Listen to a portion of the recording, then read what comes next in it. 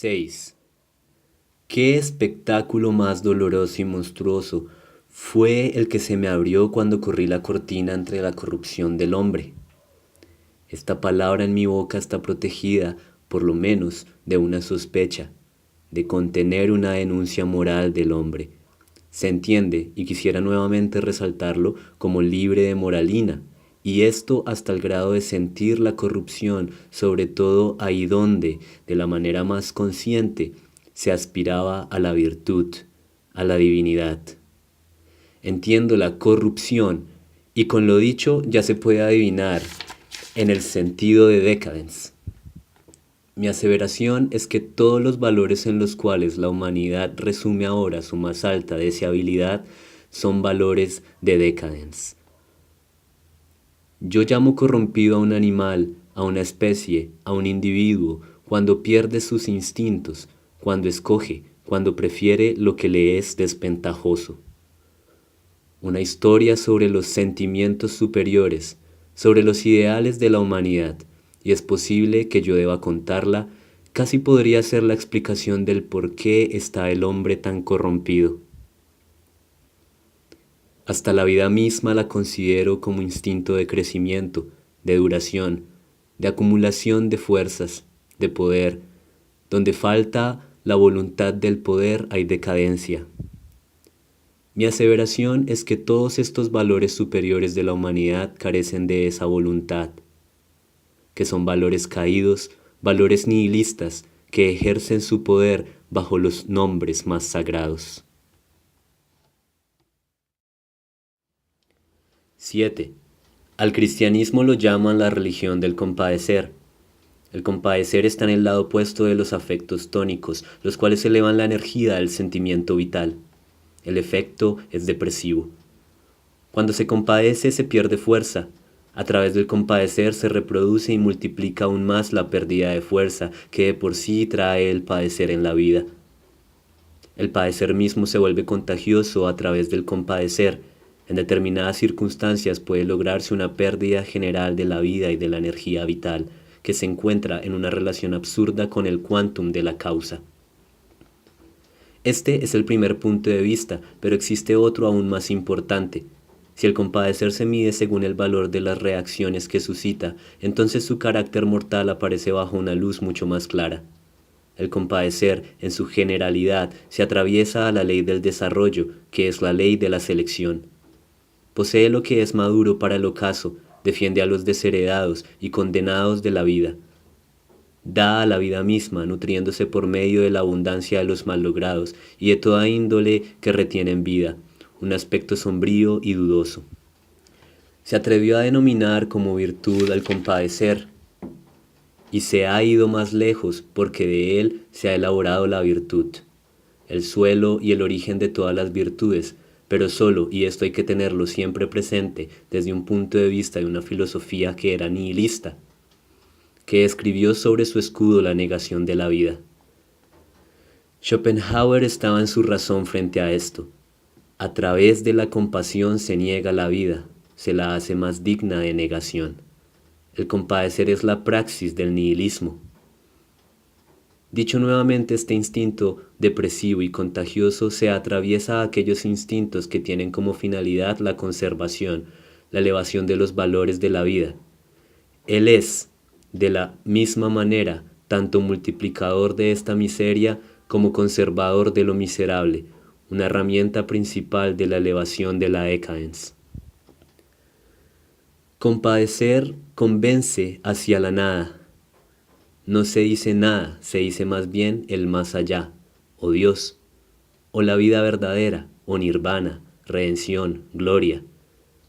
Esta inocente retórica del reino de la idiosincrasia moral religiosa inmediatamente aparece como mucho menos inocente cuando se entiende cuál es la tendencia que se esconde bajo el manto de las palabras sublimes, la tendencia hostil a la vida.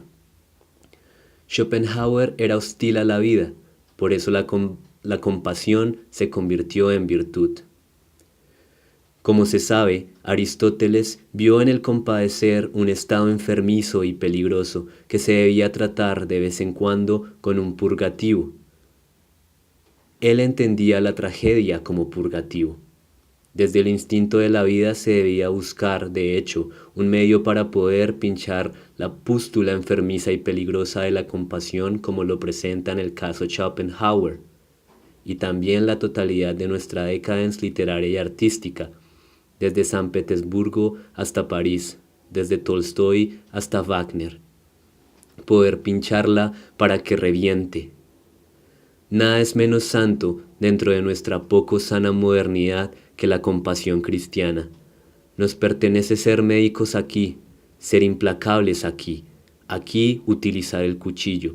Eso es lo que nos pertenece a nosotros. Esa es nuestra manera de amar al prójimo. Así somos filósofos, nosotros los hiperbóreos.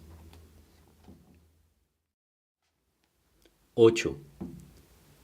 Se hace necesario decir a quién sentimos como nuestra contradicción, a los teólogos y a todo lo que lleve sangre de teólogo en su cuerpo, a toda nuestra filosofía. Hay que haber visto la fatalidad de cerca, aún mejor, hay que haberla vivido en sí mismo, hay que haber casi perecido por ella, para dejar de entender aquí una broma. El libre pensamiento de nuestros señores científicos de la naturaleza y fisiólogos es ante mis ojos una broma. A ellos les falta la pasión por estas cosas, el padecer por ellas. Aquel envenenamiento llega mucho más lejos de lo pensado. Encontré en todas partes el instinto de la arrogancia del teólogo, donde hoy en día la gente se siente como un idealista. Donde mediante una ascendencia superior la gente reclama el derecho de mirar hacia la realidad de manera superior y ajena. El idealista tiene, al igual que el sacerdote, todos los grandes conceptos en la mano, y no solo en la mano. Él los enfrenta con un bien intencionado desdén a la facultad de entendimiento, a los sentidos, a los honores, al bienestar, a la ciencia. Él ve tales cosas por debajo de sí, las ve como fuerzas dañinas y seductoras sobre las cuales levita el espíritu, en un henchimiento puro. Como si la sumisión, la castidad y la pobreza, en una palabra, la santidad, no hubieran hecho indecidiblemente más daño a la vida que cualquier horror y vicio. El espíritu puro es la mentira pura, mientras el sacerdote, este negador, este calumniador y envenenador profesional de la vida, siga siendo considerado como una especie de hombre superior. A la pregunta ¿qué es verdad? No hay respuesta. La verdad ya ha sido volteada, cuando el consciente abogado de la nada y de la negación fue considerado como un representante de la verdad.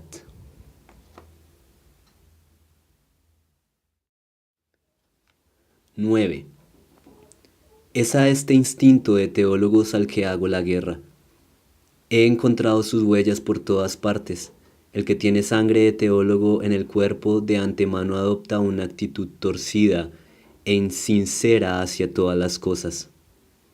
El patos que de ahí se desarrolla se llama fe. Cerrar los ojos para siempre, para no sufrir ante el aspecto incurable de la falsedad.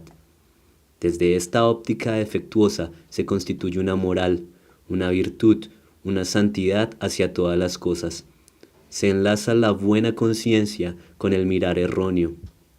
Exige que otra forma de óptica no pueda tener valor después de la propia, y que con los nombres Dios, redención, eternidad, haya sido nombrada sacrosanta. Yo incluso desenterré el instinto de teólogo de todas partes. Es la forma subterránea propia de la falsedad, la más extendida que existe en la tierra. Lo que siente un teólogo como verdadero tiene que ser falso. En esto casi se tiene un criterio de la verdad. Es su más bajo instinto de autoconservación el que le prohíbe que la realidad tenga el honor, así sea en algún punto, o que tome la palabra. El juicio de valor será alterado hasta donde llegue la influencia del teólogo. Los conceptos verdadero y falso necesariamente están en sentido invertido. Lo más dañino para la vida, lo que aquí se llama verdadero, lo que la alza, eleva, afirma, justifica y la hace triunfar, eso se llama falso. Si sucede que los teólogos, a través de la conciencia de los soberanos o de los pueblos, dan la mano al poder, no dudemos de lo que en principio ocurre cada vez, la voluntad hacia un final, la voluntad nihilista que quiere llegar al poder. 10. Los alemanes entienden de inmediato cuando digo que la filosofía está podrida por la sangre de los teólogos. El párroco protestante es el abuelo de la filosofía alemana, el protestantismo mismo su peccatum originale. Definición de protestantismo: la hemiplejía del cristianismo y de la razón. Solo con pronunciar las palabras Seminario de Tubinga basta para comprender qué es en el fondo la filosofía alemana. Una solapada teología. Los suavos son los mejores mentirosos de Alemania. Ellos mienten inocentemente. ¿De dónde surgió el alborozo que se extendió con la aparición de Kant en el mundo de los sabios alemanes, compuesto en sus 3/4 partes por hijos de sacerdotes y de maestros? ¿De dónde el convencimiento alemán que aún hoy encuentra su eco de que con Kant habrá un viraje hacia algo mejor? El instinto del teólogo dentro del sabio alemán adivinó que volvía a ser posible nuevamente. Un camino clandestino hacia el antiguo ideal estaba abierto. El concepto mundo verdadero, el concepto de la moral como esencia del mundo. Estos dos errores malévolos que existen, ahora nuevamente, gracias a un escepticismo astuto e inteligente, si bien no eran demostrables, tampoco refutables. La razón, el derecho de la razón no llega tan lejos. De la realidad se había creado una apariencia, un mundo completamente mentido.